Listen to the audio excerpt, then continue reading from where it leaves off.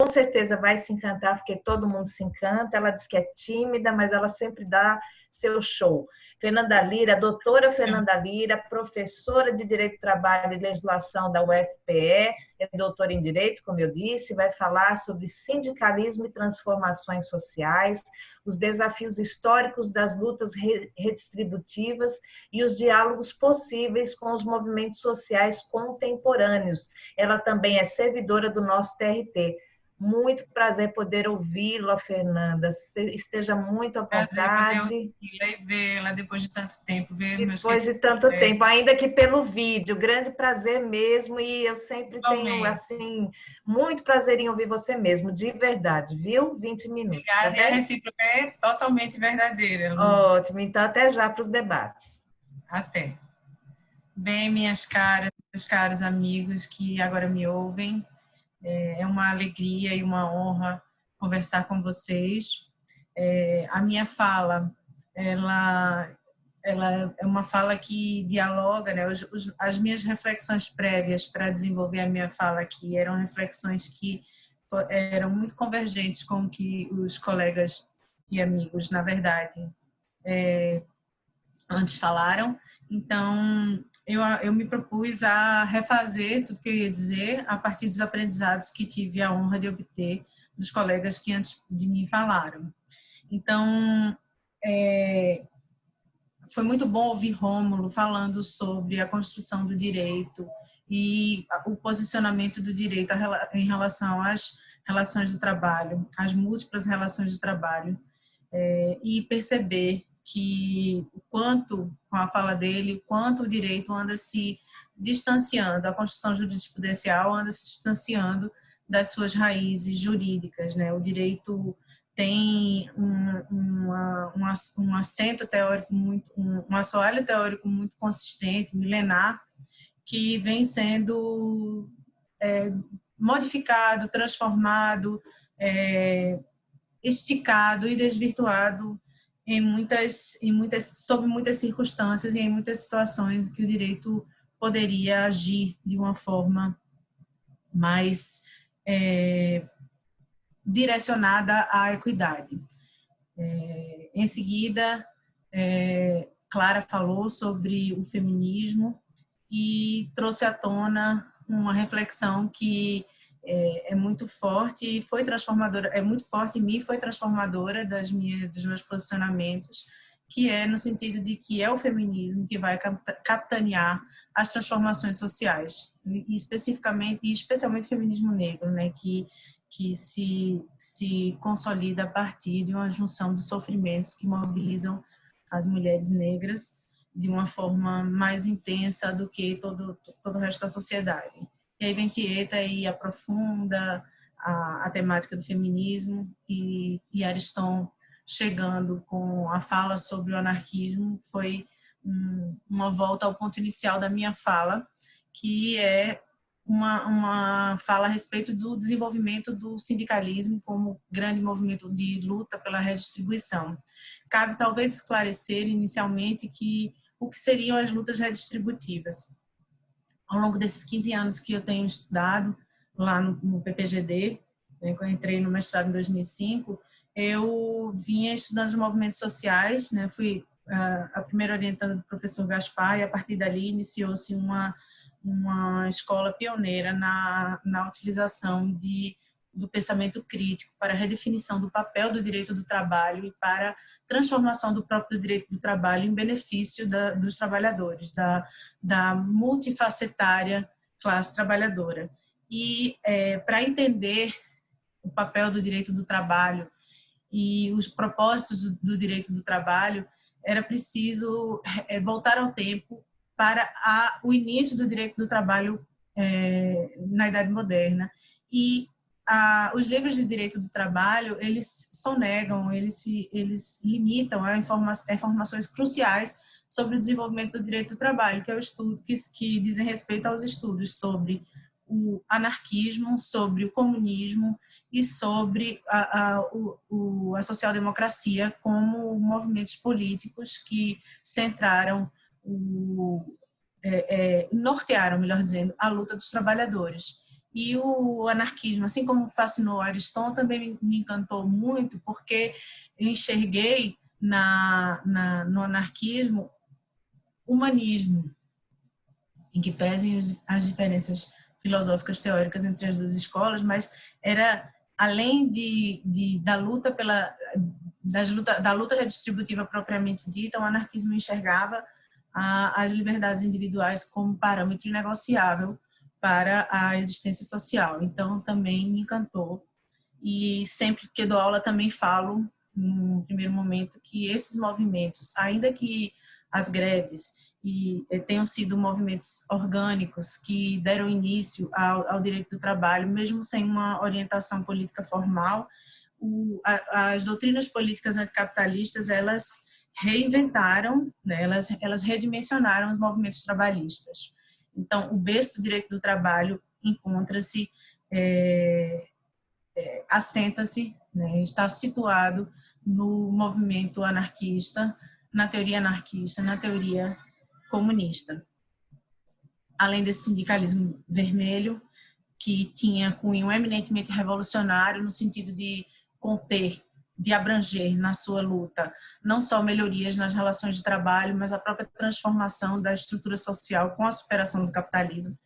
Esses movimentos, eles têm o poder, a eles é tributada, deve ser tributada a criação dos direitos trabalhistas, porque eram conduzidas por eles as lutas, as iniciativas que realmente impuseram uma dobra, uma flexão do capitalismo, né, e uma posterior reinvenção do capitalismo para permanecer como regime político-econômico dominante.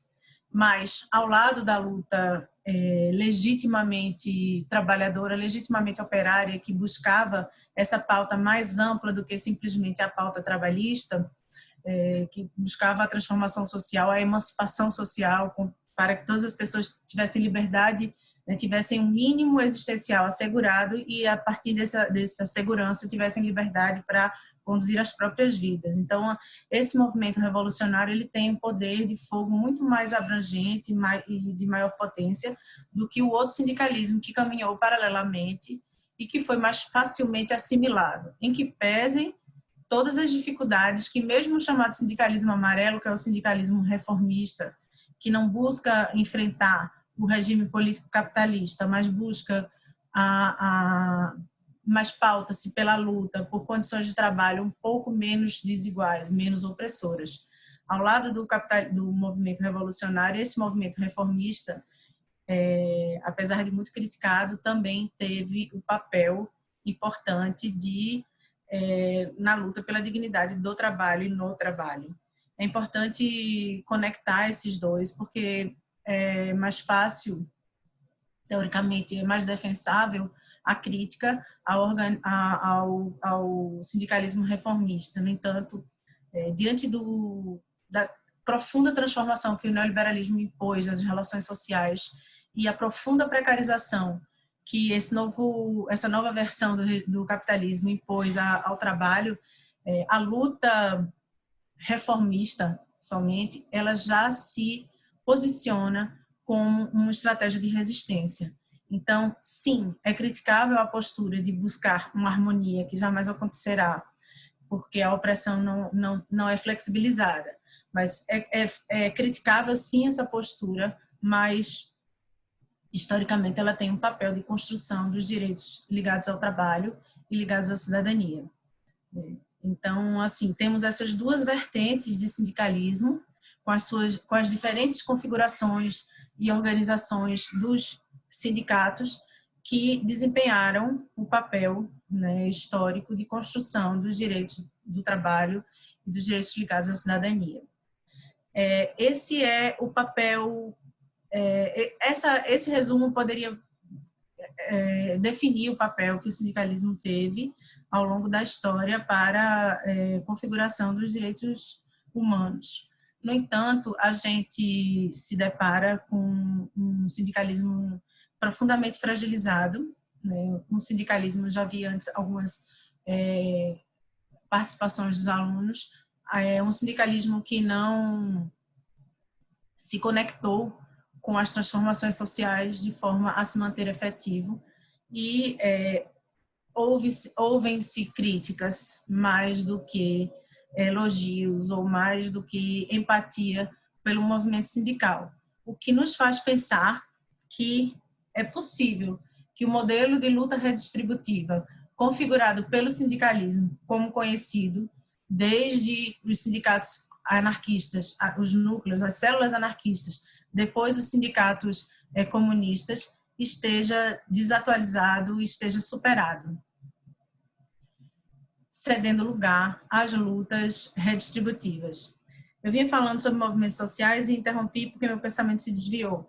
Eu acabei, ultimamente, me referindo a essas diferentes lutas por cidadania, por justiça, por igualdade, com a terminologia desenvolvida por Nancy Fraser, que já foi mencionada antes pelas colegas Clara e Tieta, porque depois de estudar as várias teorias dos movimentos sociais, eu achei que essa topografia criada por Nancy Fraser, ela é bastante elucidativa e simples de compreender.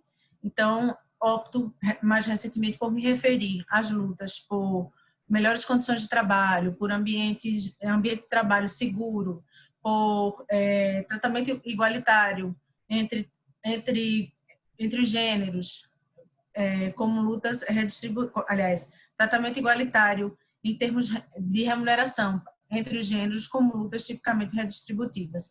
E essas outras lutas pelo reconhecimento do papel da mulher, do trabalho não remunerado desenvolvido pelas mulheres, das lutas da população LGBTQIA+, a última designação que eu vi foi essa, como lutas por reconhecimento. Porque é fácil de entender, lutas por legitimação, por aceitação na sociedade, como lutas por reconhecimento. Fechando parênteses, volto. A história do sindicalismo e a desconexão com esses movimentos sociais contemporâneos, a aparente desconexão com esses movimentos sociais contemporâneos, a fragilidade das organizações sindicais, especificamente aqui no Brasil, depois da reforma trabalhista, quando a contribuição sindical anual caiu em cerca de 90%, no mínimo,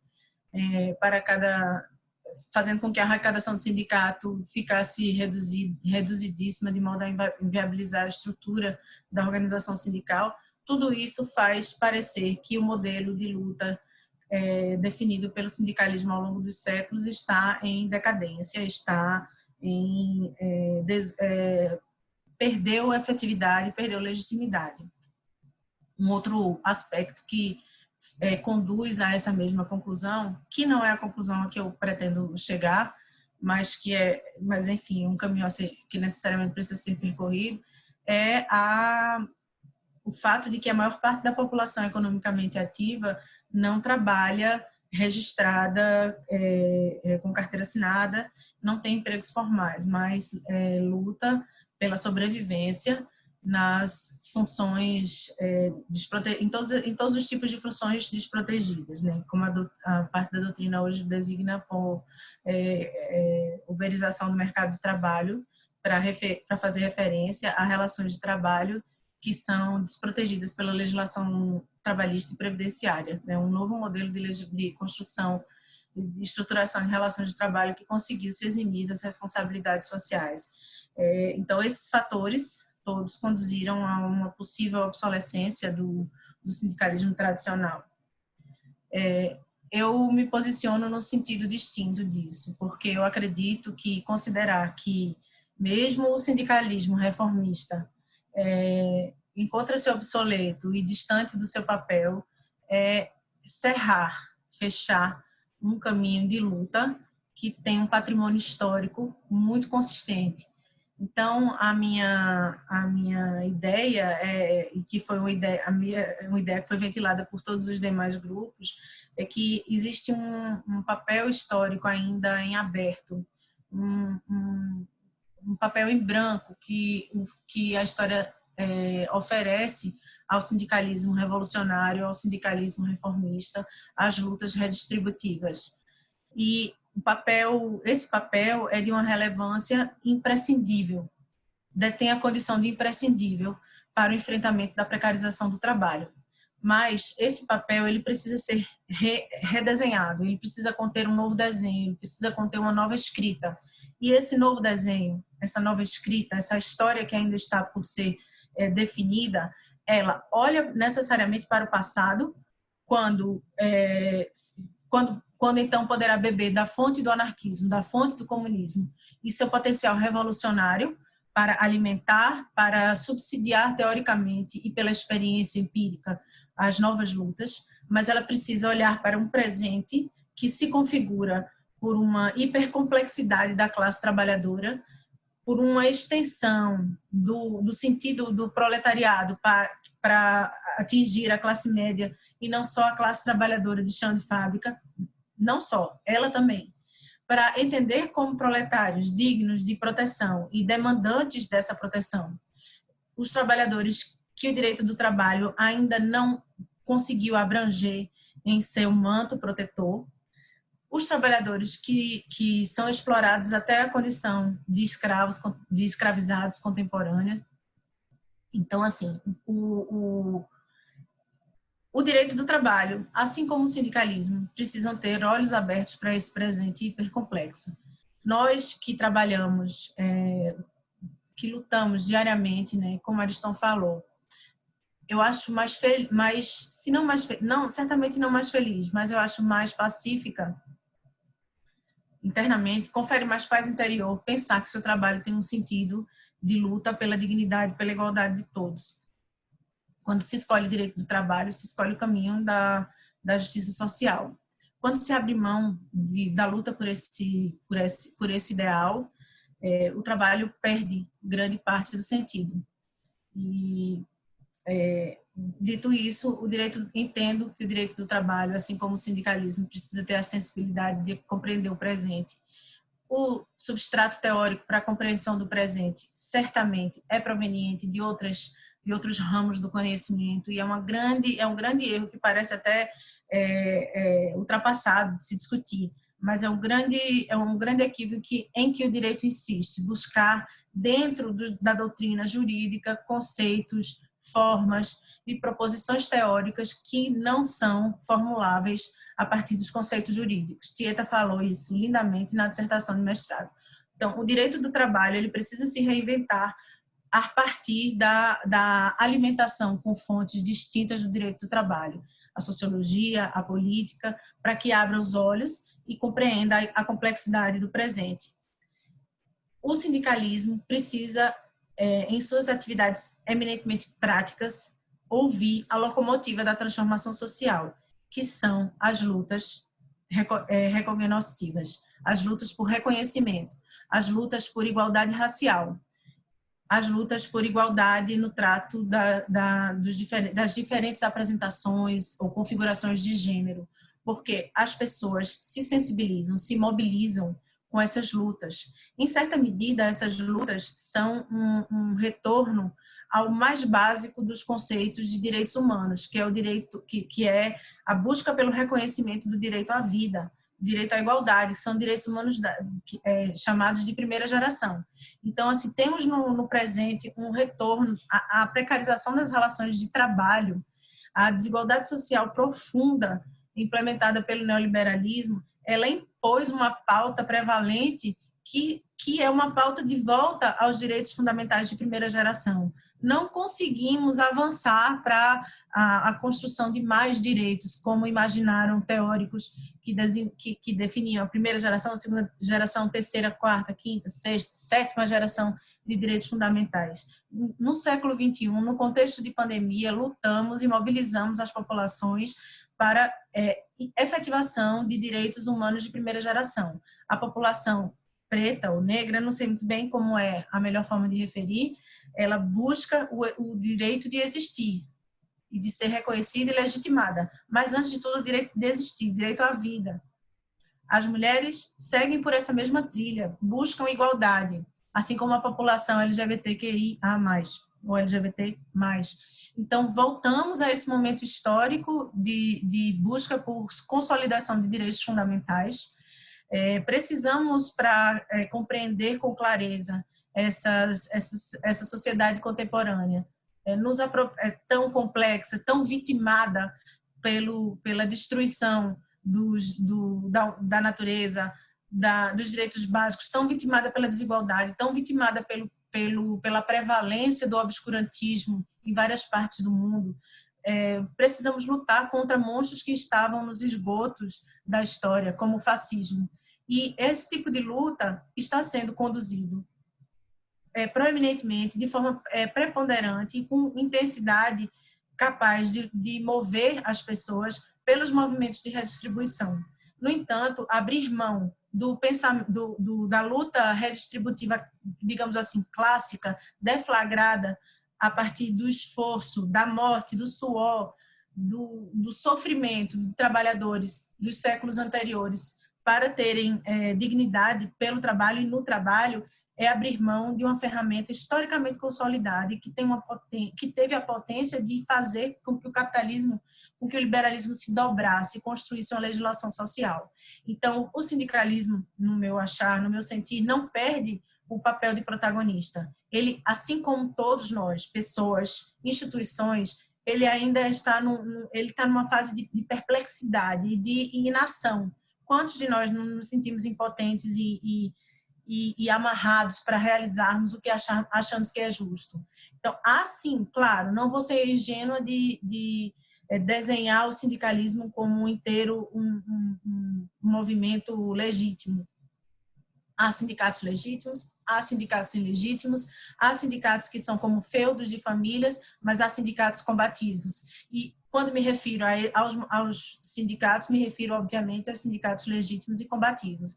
Esses sindicatos, se dialogarem com os movimentos por reconhecimento, eles resgatam um papel do qual a classe trabalhadora não pode prescindir. É precisamente a perda do sentido de união em torno do trabalho que fragiliza a condição do trabalhador de forma abrangente, que cria espaço para que se consolide uma jurisprudência desconectada ou incipiente, né, data vênia, em que pesem os esforços dos bons juízes, dos bons magistrados, dos bons desembargadores e ministros comprometidos com a justiça social.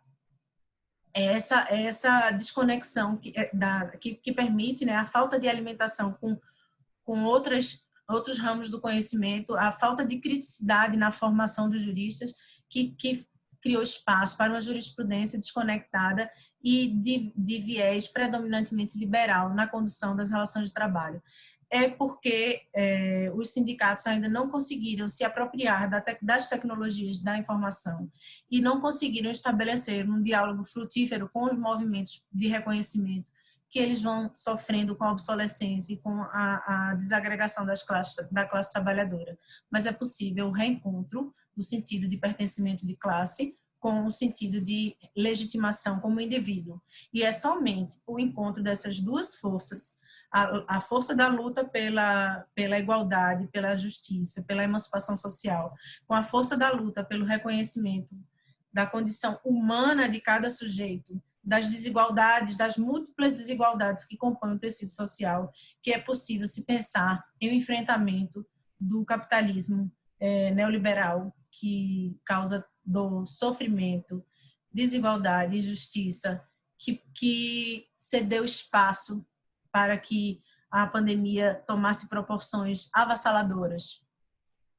E, bom, acho que é isso. Acredito, assim como os meus colegas, que o propósito do meu trabalho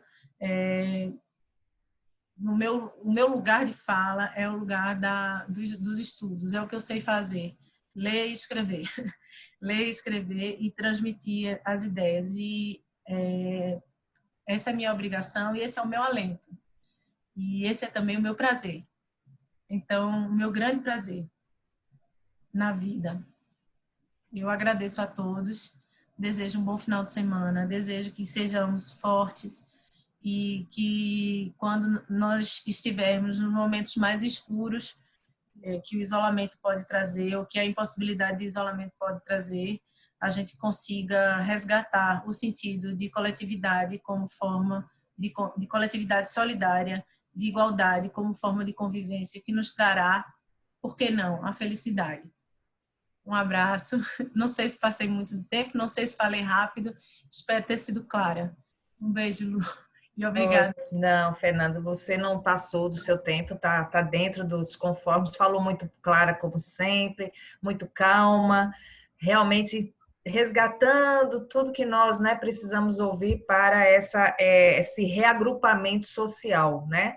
É como você disse, é importante que as pessoas se reagrupem e para as lutas mais básicas, né? Nós estamos vendo aí as lutas mais básicas mesmo.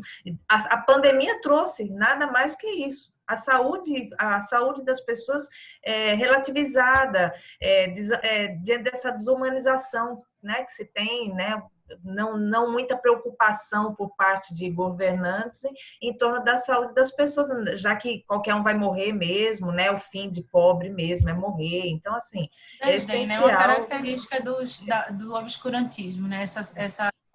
Essas inversões de perspectiva, é um pragmatismo que reduz conceitos e deturpa os sentidos, né? A gente como professor e como profissional tem esse dever de não deixar. Foi o professor Silvio Almeida que deu um show no programa Roda Viva e disse, ele foi indagado por um jornalista se o reconhecimento do racismo estrutural não tornavam impotentes as pessoas pretas por saberem que, por mais que se esforçassem, não iriam atingir o mesmo patamar de dignidade que as pessoas brancas. Então, assim, pensar no racismo como estrutura seria imobilizar a luta individual e o mérito.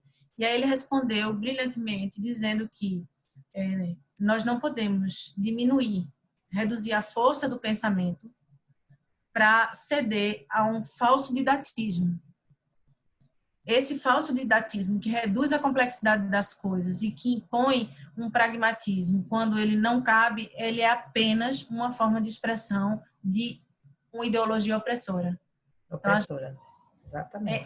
Ainda que a atuação das forças democráticas seja incipiente para conter o avanço do obscurantismo, considerar essa incipiência ou considerar essas fragilidades de cada uma dessas forças como sendo o atestado da sua ineficiência, né? Considerar, portanto, que o sindicalismo atestou a sua ineficiência por suas falhas como movimento social, é ceder o poder dessa força a quem deseja uma fragilização sempre maior da cidadania, dos direitos coletivos e individuais ligados à vida, ao trabalho, né, à igualdade.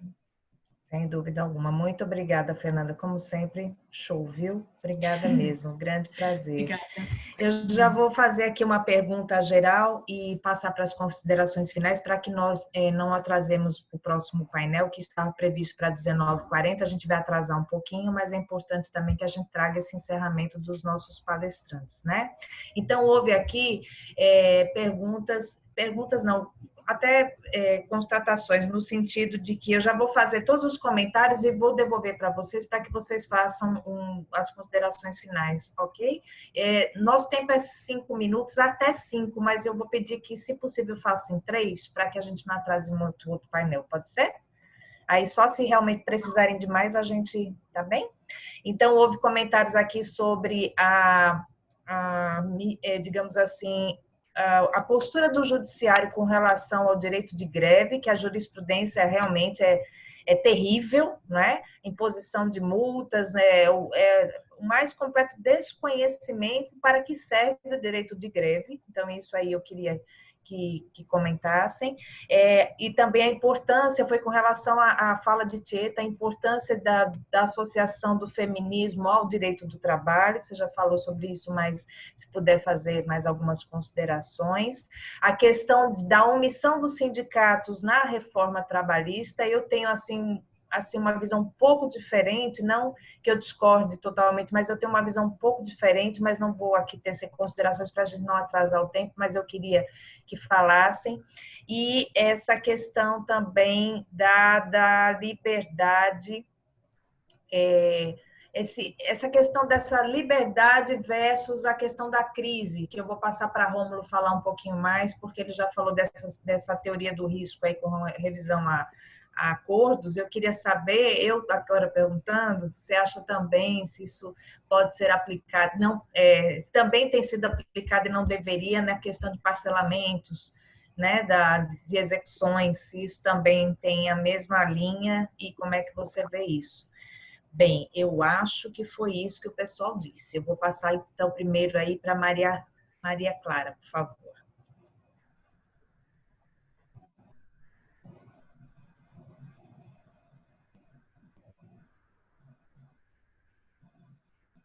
Bom, a respeito gostaria de falar sobre a ausência dos sindicatos do momento da reforma Da reforma trabalhista. Se da houve essa reforma omissão trabalhista, dos essa sindicatos na reforma omissão, trabalhista.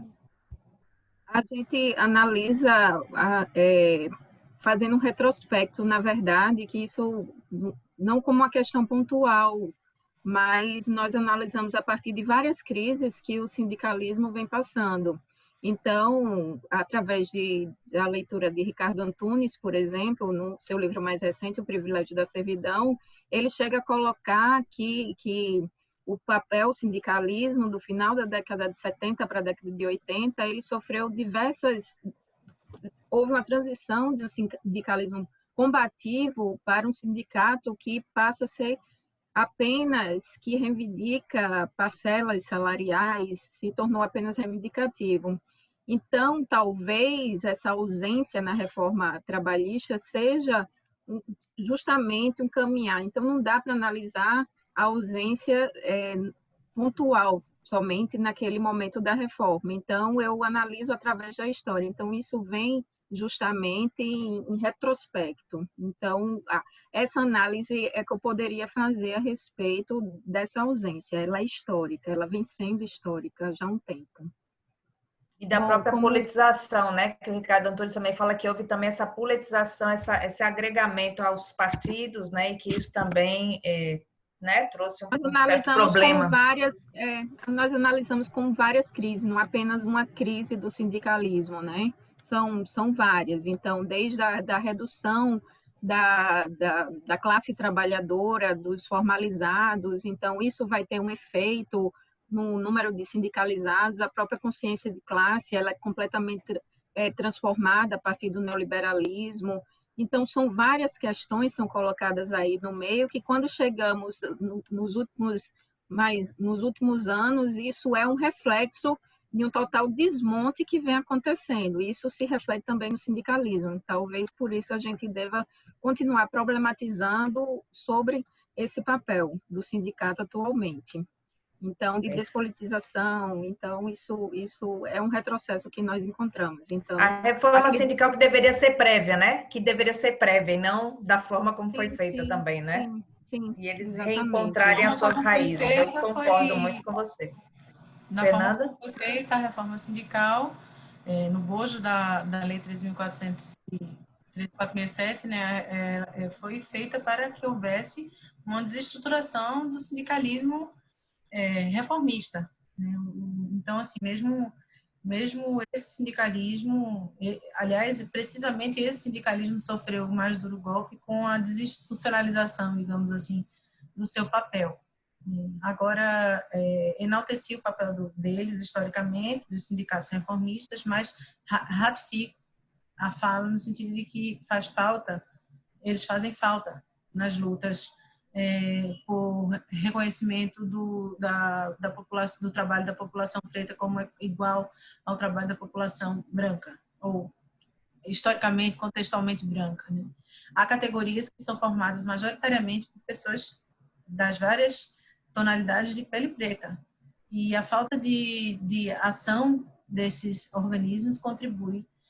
Assim, sabe-se que há uma série de fatores que conduziram às crises sindicais, mesmo porque o sindicalismo, sobretudo porque o sindicalismo é um movimento que se contrapõe ao capitalismo, mesmo uma versão reformista impõe derrotas e concessões ao capitalismo, sabe-se disso, mas sente-se a falta do sentido de apropriação do presente, porque estando junto com as lutas das populações que compõem o grupo social a que eles visam defender, eles se afastam dessas populações.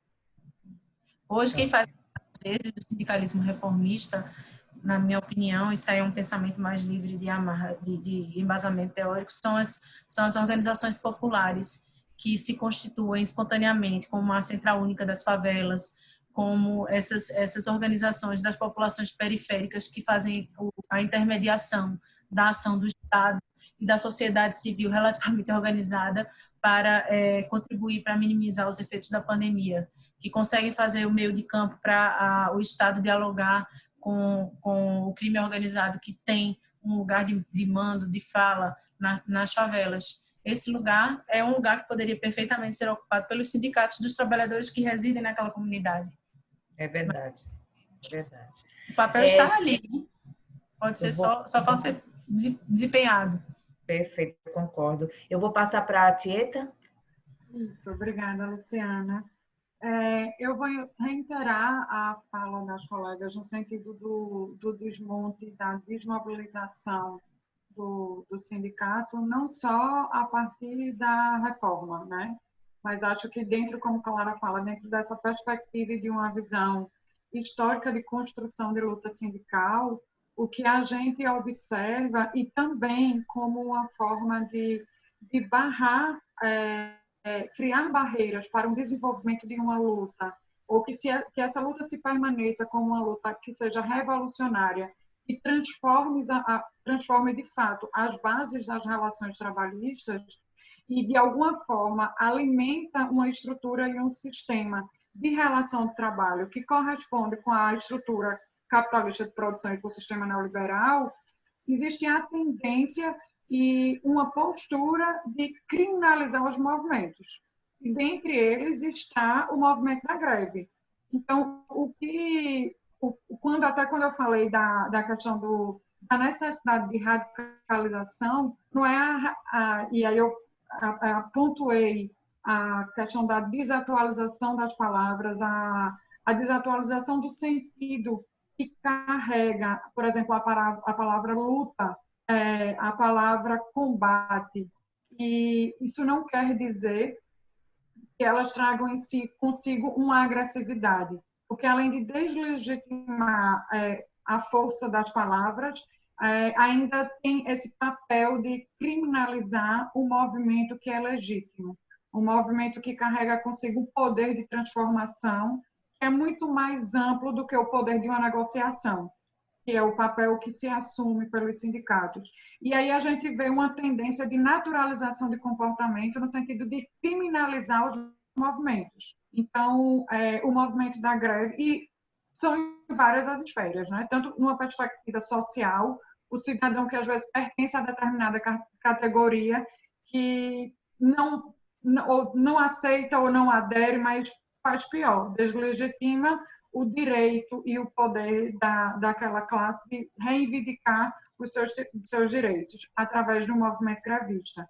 Então, essa postura a gente observa tanto por parte da sociedade como dentro do próprio judiciário, como você bem falou, que as posturas, às vezes, são de completa fazer uma descrença do movimento e por que não dizer, de criminalizar muitas vezes, ratificar essa criminalização, essa perspectiva do movimento de greve como um movimento criminalizado.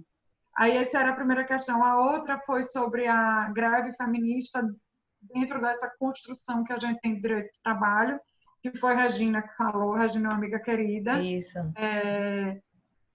Antes disso, eu vi que tinha alguns alunos aqui acompanhando e assistir. Agradeço a participação de vocês. Que bom a gente se encontrar em uma oportunidade que não seja só a sala de aula.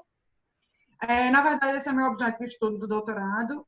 E o que eu posso adiantar é exatamente e fazer uma retrospectiva do começo da fala, de tentar criar esse elo de compreensão do que é a greve para o direito do trabalho, né? Como eu falei, a gente se apropria do conceito de greve, o sindicato se apropriou do conceito de greve, mas na perspectiva que a gente está hoje, de mundo e de sistema, uma retomada de uma força, inclusive também de escantear, de ratificar o silenciamento da luta feminina dentro de toda essa construção do processo. Quando a gente fala dos sindicatos, seja ele reformista ou revolucionário, quando a gente fala da luta do sindicato, pouco ou quase nada a gente menciona o papel da mulher dentro dos sindicatos, né? E o papel de luta dela dentro do sindicato, que não é como coadjuvante, é como protagonista. Isso. E aí eu falo e lembro também que a gente tem sim, e reiterando a fala de Fernanda, que acho que colocou super bem, o sindicato tem sim o seu papel, né? E a gente tem o sindicato, por exemplo, que é extremamente atuante aqui em Recife, Pernambuco, que é o das empregadas domésticas, que tem uma história de luta Sim. que é travada prioritariamente por mulheres e que muitas ou pouquíssimas vezes, muitas vezes a gente esquece ou pouquíssimas vezes a gente menciona. Então, é mais nesse sentido. E agradeço mais uma vez a oportunidade de estar com vocês. Muito obrigada, eu que agradeço. Obrigada, Luciana. Eu vou passar para Ariston. O microfone, Ariston, está desligado. Agora. Agora. Pessoal, só para concluir, eu só acho importante, assim, Luciana, frisar que o desmonte da Justiça do Trabalho, né, dessa legislação de proteção, ela não começa em 2017, né? Ela antecede muito antes.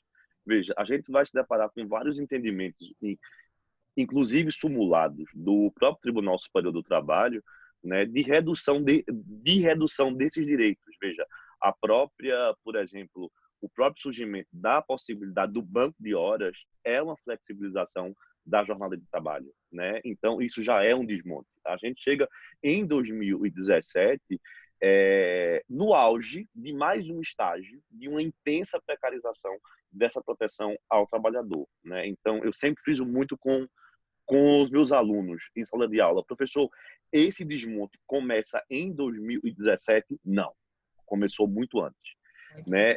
Um segundo aspecto é que esse sindicalismo formado pelo direito do trabalho, né, ele já foi posto para não proteger o trabalhador, e com o surgimento dessa grande massa de trabalhadores informais, que é próprio do estágio desse capitalismo neoliberal, né, ultraliberal, que nós chegamos em pleno século XXI, veja, a gente se depara com uma legislação social que não mais atende aos trabalhadores e com um movimento sindical que não mais corresponde à grande massa real de trabalhadores desse país e do mundo como um todo, né? Então, esse sindicalismo que nós temos, ele apenas representa uma pequeniníssima parcela desse movimento operário aqui no Brasil. Então, é importante a gente fixar bem isso, né? Sindicalismo para quê e para quem, né? Quando a gente fala da questão da greve, eu gostaria de citar o trabalho do nosso pesquisador Rafael Borges, que ele faz parte do grupo de pesquisa que nós fazemos parte aqui na Federal, em Pernambuco, que é Direito do Trabalho e Social, que é Direito do Trabalho e Teoria Social Crítica, onde esse professor ele fez uma pesquisa, né, sobre os últimos julgados do Tribunal Regional do Trabalho da Sexta Região, e a deflagração de julgados reiterados que consideravam a ilegalidade do direito de greve para o movimento operário aqui em Pernambuco. Veja que interessante, a própria Justiça do Trabalho, que é formada para a proteção ao trabalhador, ao sindicato, ela vem se opondo contra, né, a esse movimento grevista. E um outro aspecto, Luciana, só para concluir e deixar essa indagação também para todos que nos assistem, é que essa legislação social, ela surge e ela elegeu o sujeito de direito de proteção desse trabalho, né? Eu sempre falo em sala de aula, esse sujeito de direito, né, na teoria trabalhista, ele tem cor, ele tem raça, ele tem sexo, né? Ele é branco, ele é homem e ele é hétero, né? Então, foi isso que a nossa legislação social, é isso que nossas leis trabalhistas nos proporcionaram, né? Um sujeito de direito, claro, homem, branco e hétero, excluindo por completo toda a participação da mulher, né, do trans, do gay, do movimento LGBT, né, nesse contexto de de proteção de direitos, né? Por fim, quero pedir desculpas até por ter me excedido aí no meu tempo, mas eu confesso a você, Luciana, e a todos que nos assistem agora, que serviu até como um desabafo e como uma terapia coletiva. Estava um pouco preso nessa pandemia toda, em casa, Sim. sem sair, e serviu até para gritar e desabafar um pouco todas as minhas revoltas, né, com esse contexto de mundo atual em que nós estamos vivendo. Me perdoem aí os excessos e o tom de voz assim um pouco alterado, porque eu As ando muito angústias indignado, assim, de muito todos nós, revoltado, né? muito Angústias de angustiado. muitas angústias e é natural. Muito obrigada, viu, Pois Ariston? um beijo, Luciana. Outro Abraço. para você. Rômulo, vamos encerrar nosso lindo painel de tantas reflexões, com tanta sensibilidade, espírito de luta, de coletividade, solidariedade com chave de ouro. Tem a palavra. Obrigado, Luciana. Grande responsabilidade de fazer isso depois de pessoas que eu admiro tanto, tanto mesmo. Eu começo falando sobre a questão sindical, não é? Eu sou presidente do Sindicato dos Professores de Ensino Superior e junto com o Ariston, que é também fundador comigo, juntamente com e ele é o nosso diretor de relações sindicais, o Carlos Cosentino, que é o vice-presidente do sindicato, a professora Rogéria, também a diretora e confreira. A gente tem... Cumprimentar, né? Desculpe, nossos confrades e confreiras que estão nos prestigiando aqui, né? Um grande prazer. Desculpe que eu era para ter dito antes, acabei esquecendo. Desculpe, pode falar. E o Simproex tem sido um laboratório para a gente, porque a gente tenta aplicar lá no sindicato exatamente tudo que a gente estudou ao longo do tempo para dar certo um sindicato que teria como uma forma de dar certo. A provocação que foi feita pela pergunta foi a seguinte, porque os sindicatos eles foram omissos, né, na reforma trabalhista. Mas a grande questão é a seguinte, na minha opinião, a liderança sindical, né, as centrais sindicais, etc., não podem ser consideradas sindicatos, né? Eu acredito que os sindicatos não participaram da reforma trabalhista porque não existia sindicato selecionado, convidado para participar da reforma trabalhista. O objeto somente existe quando apresenta as suas características essenciais. Na verdade, não existe associação sem associados. Representante sem inegociável representação dos interesses do mandatário. Fernanda, quando fala sobre entidades identitárias que hoje realmente representam os seus associados, ela nos faz refletir sobre isso, né? Um sindicato não é identitário e uma associação não é sindicato se ele atrela o seu comportamento somente à dependência de um financiamento estatal e a um projeto de poder que, no final das contas, fica excluído os próprios trabalhadores. Os sindicatos perdem a condição de serem chamados dessa forma. Então, quando Ariston fala que esse sindicalismo de cúpula não representa o sindicalismo brasileiro, ele tem razão. Nós temos visto diversas iniciativas que são legítimas de trabalhadores agregados, muitas vezes que são não legítimos, que não estão dentro do guarda-roupa, aliás, do guarda-chuva do unicitarismo, e que representam muito mais, têm muito mais legitimidade do que os próprios sindicatos. Veja na própria atividade dos servidores públicos, não é? As associações, não poucas vezes, têm muito mais poder de agregação dos servidores do que o sindicato, né? Porque ali o sindicato ele não faz determinadas coisas que faz na entidade pública, como, por exemplo, firmar contratos coletivos, né? E, no final das contas, o sindicato é isso. O sindicato, as pessoas elas somente se agregam e renunciam à sua liberdade, à sua soberania, à sua autonomia de vontade, se tiverem algum ganho com isso. Então, o sindicato ele só tem propósito se ele puder fazer alguma coisa pelas pessoas que elas não podem fazer sozinhas. Então, quando a legislação ela vai sendo alterada para dar às pessoas potências que só seriam liberadas através do sindicato, gera nelas uma sensação de que elas realmente vão conseguir fazer isso. E, no final das contas, elas não entendem que essas potências são reservadas ao sindicato, não porque foram atribuídas ao sindicato, mas porque esses sindicatos demonstraram que essas potências são oriundas deles. Como todos nós aqui sempre ouvimos o professor Gaspar falar, né, que o direito coletivo ele nasce das sempre essa expressão que é maravilhosa, entranhas convulsionadas dos movimentos sociais. Então, o contrato coletivo, a expansão dos efeitos de contratos específicos para toda a categoria, isso foram conquista dos movimentos sociais, conquista dos trabalhadores reunidos e efetivamente representados por uma liderança que era trabalhador como eles, que se identificava com eles, que falava em nome deles e que paralisava esses trabalhadores sem os quais o capitalismo não funciona, ele simplesmente trava. Então, essa fábula que está sendo passada para o trabalhador brasileiro, de que ele vai poder hoje ter o poder que o sindicato tinha dentro da legislação, é uma falácia tremenda. E só daqui a alguns anos o trabalhador vai entender que ele não ficou nem com mel nem com a cabaça. Porque se ele só podia fazer através de um sindicato que ele não gostava, que ele não se identificava, agora ele não pode fazer nem de um jeito nem de outro. Por causa disso que a gente tem que reformar o sindicato para que ele volte a andar com as próprias pernas. O fim do imposto sindical não poderia ser nunca um problema para o sindicato. Qual é o problema? Eu tenho meus associados, eles me remuneram. O nosso sindicato ele já nasceu, mesmo na época do unitarismo, mesmo na época do imposto, negando completamente o imposto sindical. Eu vou ter que convencer um professor de ensino superior a pagar um valor para manter o seu próprio órgão de classe, porque eu não tenho nada de contrapartida para dar, eu não ofereço nada para ele. Então, no final das contas, esse sindicato ele tem que se entender o que é que ele presta no final das contas. E aí nós vamos voltar ao início de tudo e ver que, no final das contas, os mesmos motivos que originaram o direito do trabalho lá atrás estão presentes agora. Quando se fala sobre modernização do direito do trabalho, modernizar para quê? Para proteger mais? Porque ele foi criado para proteger, para proteção.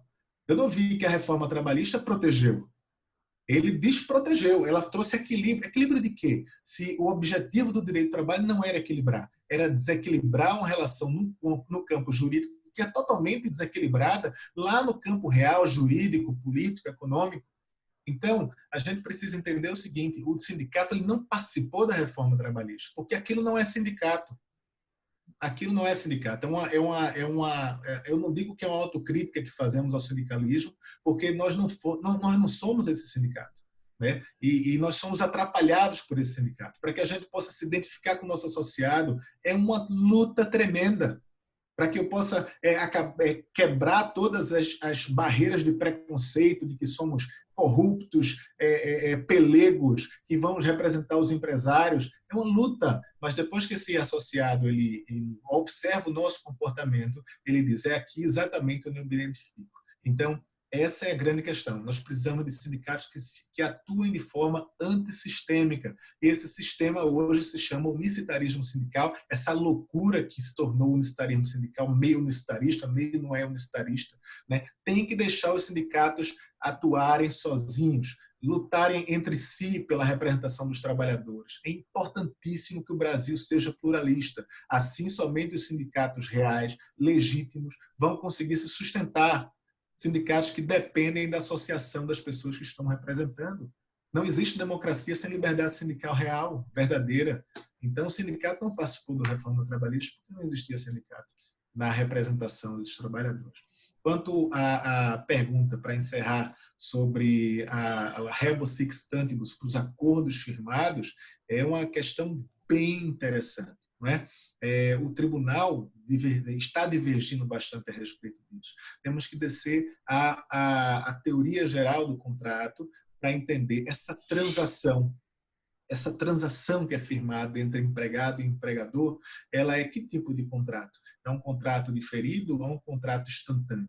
Se é diferido, então ele pode perfeitamente sofrer os efeitos da rebus sic stantibus. Mas aí a grande questão é a seguinte, depois que ela se transforma em uma sentença, através da homologação do juiz, como é que fica, então, a aplicação da súmula 268 da STF, que diz que não cabe mandado de segurança ou qualquer discussão a respeito de sentença homologada, e aí, no caso, é quando o juiz ele nega, então, a recorribilidade através de mandado de segurança. Então, em tese, se tratando de um contrato, no final das contas, é um negócio jurídico que se faz ali na justiça, né? Você tem a execução é diferida, então sobrevindo situações que tornem excessivamente difícil ou quase impossível de se fazer esse pagamento, o juiz, e aí é que entra o papel do juiz em todas essas circunstâncias. A doutrina, em unanimidade, sempre fala do papel do juiz para que ele possa aplicar a justiça dentro daquela relação, para que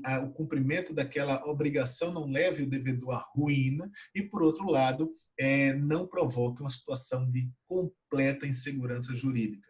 E aí o magistrado ele tem que observar o caso concreto e entender se ele não vai cumprir um santo para descobrir o outro. E aí o credor vai se tornar um grande perdedor, vai passar necessidade, especialmente no contexto da justiça do trabalho, que é o amparo do hipossuficiente nesse mundo capitalista tão difícil. Então, o papel do juiz do trabalho é muito importante nessa aplicação.